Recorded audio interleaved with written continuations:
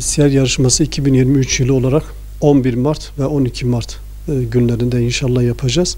Tabii malumunuz normalde biz bu yılki siyer yarışmasını yüz yüze yapacak şekilde tüm hazırlıklarımızı, girişimlerimizi ona göre ayarlamıştık.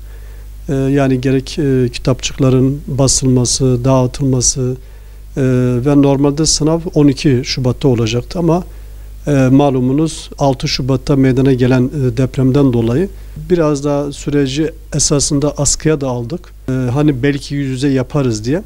Ama maalesef baktık ki gerçekten de ki bu elim verici hadiseden dolayı katılımcıların yüz yüze sınava girme ortamları, yani okullarımızın bu konuda müsait olmadığı ve yetkili amirler tarafından da buna uygun bir zemin hazırlama hususunda sıkıntıların çıkabileceği, bundan dolayı da Peygamber Sevdalar Vakfı olarak yüz yüze yarışma yerine online siyer yarışması yapma kararını aldık.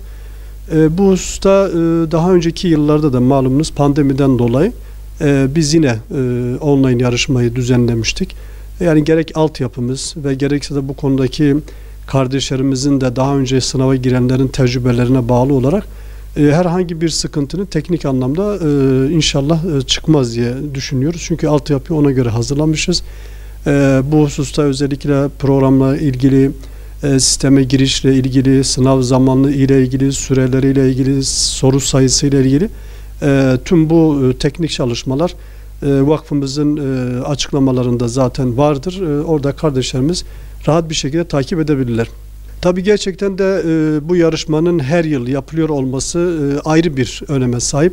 Peygamber sallallahu aleyhi ve sellemin hayatını, yaşamını, her türlü yaşam biçimini kendi hayatımızın merkezine almak için yapıyoruz.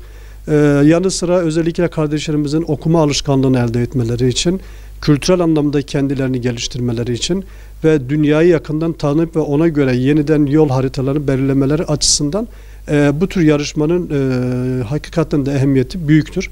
İnşallah bundan sonraki yıllarda da bu çalışmalarımızı tabii ki kesintisiz bir şekilde devam etmeye çalışacağız. Şimdi biz online yarışmayı yaparken bize şu soruluyor. Yani bu yarışmanın ne kadar güvenliği vardır?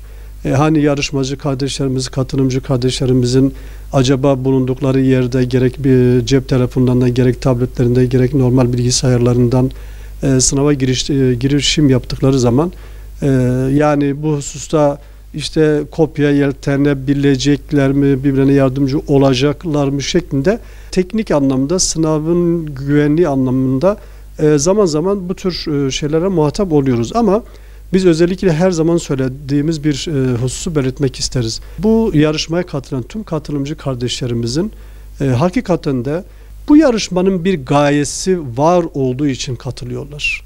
Yani bu yarışmanın aksesuarı ve süsü olarak ifade ettiğimiz söz konusu ödülleri elde etmek için ya da o ödülleri sahip olmak için girmiyorlar. Yani her şeyden önce Allah rızası, Peygamber sallallahu aleyhi ve sellemin hayatını kendi merkezlerine almak ve okuma alışkanlıkları kazanmak için yaptıkları bir çalışma olduğundan dolayı biz tüm katılımcı kardeşlerimize güveniyoruz. Dolayısıyla tüm kardeşlerimize bu hususta gerek yarın ve gerekse pazar günü girecekleri bu sınavda en içten dileklerimle başarılar diliyorum. Muvaffakatler diliyorum. İnşallah herkes ektiğini biçmiş olacak. Yani bu kitaplardan kim ne kadar istifade etmişse yarışmada da o şekilde neticesini alacağına inanıyoruz.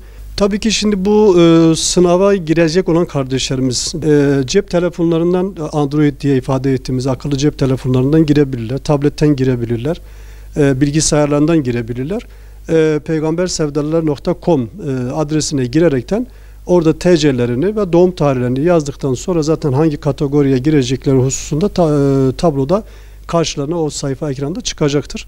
Oradan kendileriyle ilgili olan kategori hangisi ise o kategorideki soruları çok rahat bir şekilde girerekten cevaplandırmaya çalışacaklar. Tabi burada önemli olan yani soruları zamanında okuyup yetiştirmeleridir.